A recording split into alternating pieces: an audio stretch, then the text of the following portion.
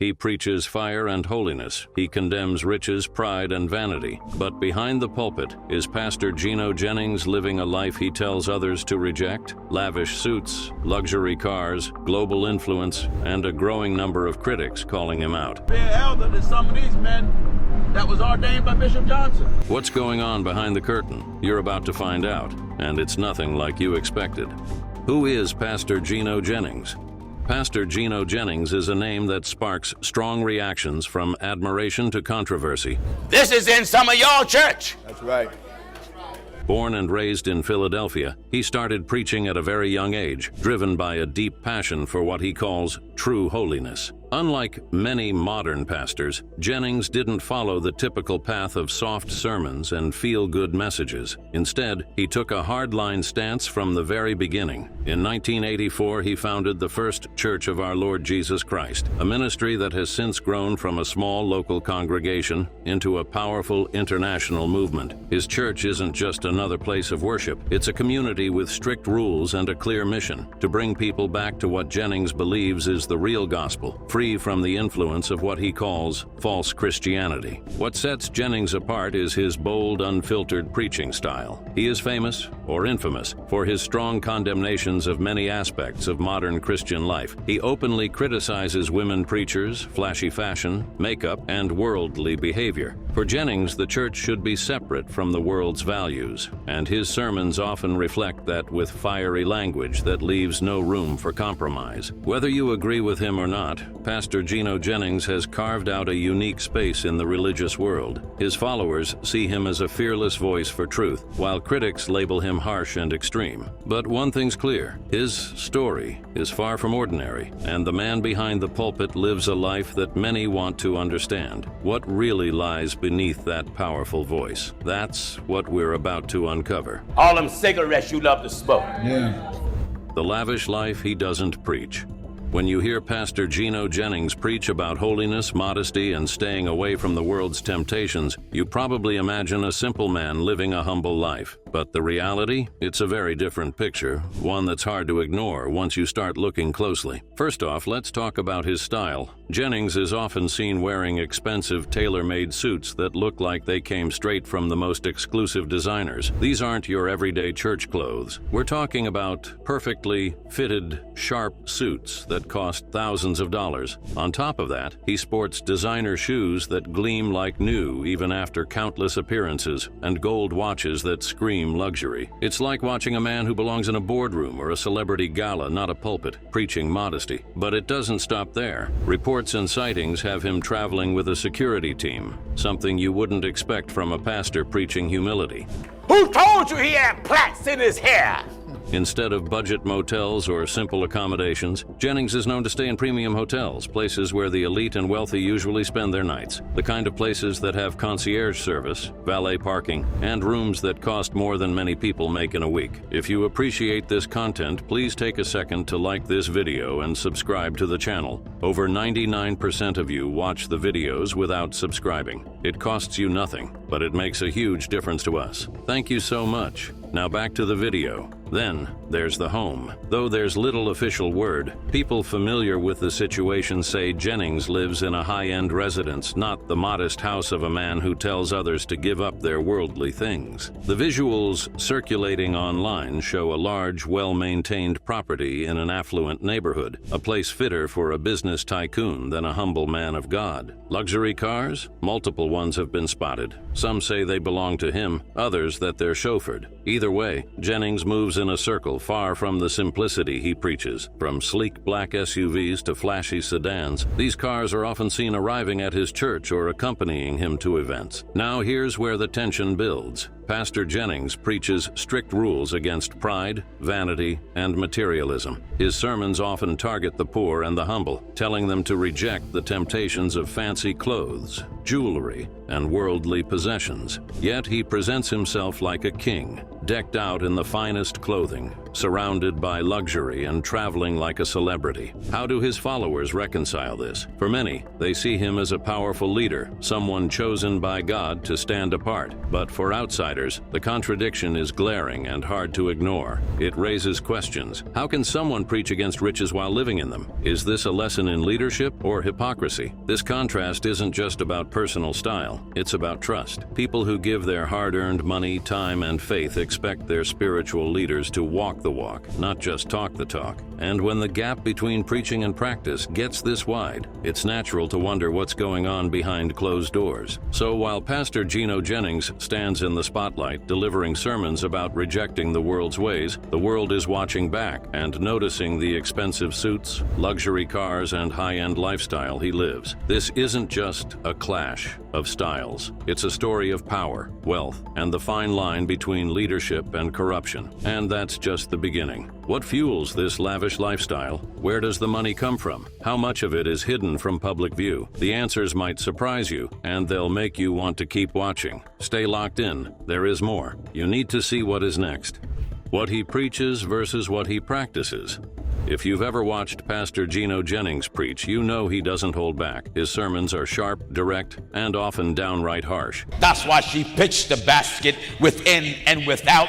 Especially when it comes to money, pride, and how people present themselves. He warns his congregation about the dangers of riches, materialism, and living worldly lives. He preaches that Christians should reject flashy clothes, expensive jewelry, and vanity. One of his most common messages is that women should dress modestly, avoid makeup, and steer clear of tight or fancy clothes. He tells men to stay humble, avoid pride, and live simply. His words hit hard and leave little room for excuses. For many followers, these teachings are powerful reminders to stay on a strict spiritual path. But here's where things get tricky. While Pastor Jennings's words preach restraint and humility, his lifestyle tells a very different story. Watching videos of him preaching against luxury and vanity, you can't help but notice the sharp contrast with how he appears in public. He shows up in custom-made suits that cost more than most people's monthly rent. He wears shiny watches and polished shoes that don't exactly say humble servant. And it's not just about clothes. Jennings talks about rejecting pride and worldly desires, yet he travels in style, surrounded by security, and stays in high-end hotels. He preaches against riches, but he lives comfortably with luxury cars and a lifestyle far beyond what his average follower can afford. The tension here is obvious. How does someone preach against materialism while living amid it? How do you tell people to reject the world's ways and then present yourself as if you're a king? This contradiction raises a lot of questions. Some followers believe that because Jennings is called and set apart, he's allowed a special lifestyle. Others see it as a clear example of hypocrisy, saying one thing but doing another. His sermons warn against chasing riches and letting money control your life, dressing to impress instead of modestly, acting proud and elevating yourself above others, and getting caught up in worldly pleasures instead of spiritual growth. But his own actions seem to go against those very warnings. Is it fair to preach modesty when you live in luxury? Is it right to call out pride when your public image is carefully crafted to look powerful and important? Many wonder if this disconnect undermines the whole message. If the leader doesn't follow his own rules, how can he expect his congregation to take him seriously? Another layer is the question of biblical teaching. Some argue that the Bible condemns living large and warns against loving money. Others say that as long as wealth isn't the focus and is used for good, it's not wrong. But with Jennings, the issue isn't just wealth. It's the glaring gap between what he says and what he shows. That gap creates tension, confusion, and sometimes anger. This isn't just a small disagreement over style, it's a fundamental clash between words and actions, one that makes people stop and ask, who is this man? Is he a true spiritual leader or someone who uses religion as a cover for personal gain? As this story unfolds, you'll see more examples of these contradictions. The lifestyle, the money, the control, they all paint a picture that's hard to ignore. So if you thought preaching about humility meant living humbly, think again. Because when it comes to Pastor Gino Jennings, what he preaches and what he practices might just be worlds apart. How he funds his lifestyle.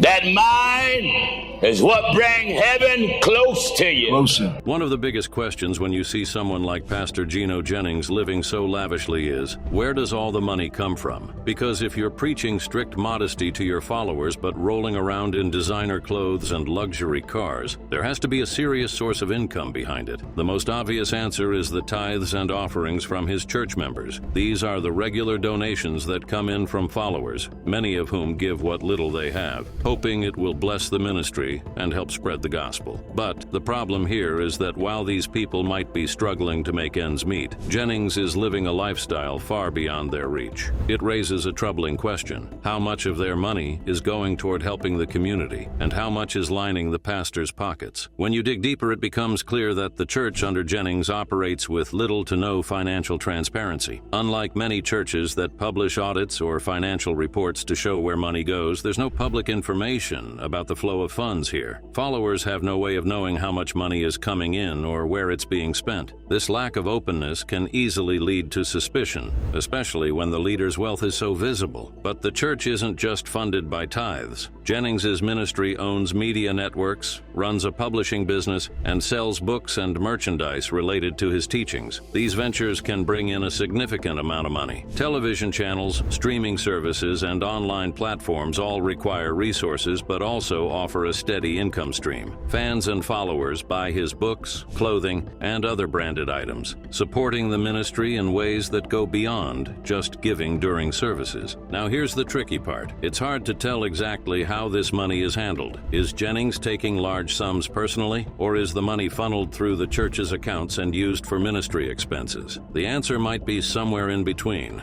But what's clear is that Pastor Jennings has tight control over the finances. Unlike many churches with boards or elders who oversee money and make decisions together, Jennings's ministry reportedly doesn't have such checks and balances. The power seems concentrated in his hands alone. This kind of financial control can be dangerous because it opens the door to misuse or mismanagement. Without independent oversight, it's easy for funds to be spent however the leader wants, with little accountability. And with so much money coming in, the temptation to use it for personal luxury is strong. What makes this even more concerning is the reality of the followers themselves. Many of the people who support Jennings are not wealthy. They come from communities where poverty is common, where paying rent or putting food on the table is a daily struggle. Yet they are expected to give faithfully, sometimes large portions of their limited income, to a ministry that shows no public evidence of helping improve their lives materially. This dynamic creates a sharp contrast between the leader's lifestyle and the people who fund it. On one side, you have Pastor Jennings living comfortably, surrounded by luxury, while on the other, you have followers who barely get by but still send money, trusting that their donations are going towards something good. This isn't just about money, it's about trust and power. When followers don't know where their money goes and see their leader living extravagantly, questions naturally arise. Are the donations being used for the ministry's mission, or are they enriching just one man? For many, this lack of transparency feels like a betrayal. It's the kind of situation that has led to countless scandals in religious organizations worldwide, where leaders take advantage of devoted followers who believe in their cause. As more people look closer, the story behind Pastor Jennings's riches becomes murkier. Without clear answers or openness, it's hard to separate what's faith-driven support from what could be financial exploitation. So when you hear about the lavish lifestyle of Pastor Gino Jennings, remember this: it's not just about designer suits or fancy cars. It's about millions of dollars coming from people who often have very little funding, a way of life that most can only dream of. And until there's real transparency and accountability, those questions about where the money truly goes and who benefits will only grow louder. This is only going to get more interesting, and I'm not sure that you want to miss the next point.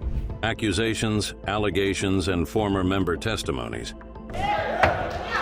Amen. And make you look at church Behind the powerful sermons and glossy public image, a darker side of Pastor Gino Jennings' ministry has been emerging. Former members have stepped forward with serious claims that paint a troubling picture of life inside his church. These aren't just complaints about disagreements or theology. They're allegations of emotional abuse, silencing, and extreme control. Many former followers describe the church environment as fear-based. They say Jennings uses harsh, sometimes cruel teachings to keep members in line. Questioning him or the doctrine isn't just frowned upon, it's reportedly forbidden. Members who dared to speak up were often met with shame, guilt, or outright rejection. This created a culture where loyalty isn't earned by love or respect, but by fear of punishment or exclusion. Personal stories from those who have left reveal just how controlling the atmosphere can be. Some describe feeling trapped as if their thoughts and feelings were constantly policed. Emotional control ran deep, with Jennings using his powerful position to manipulate followers into obedience. The pressure to conform wasn't only about beliefs, but extended into every part of their lives, from how they dressed to how they interacted with others outside the church. Former members talk about being silenced when they tried to raise concerns. Instead of answers, they faced intimidation or were accused of lacking faith. Get behind me.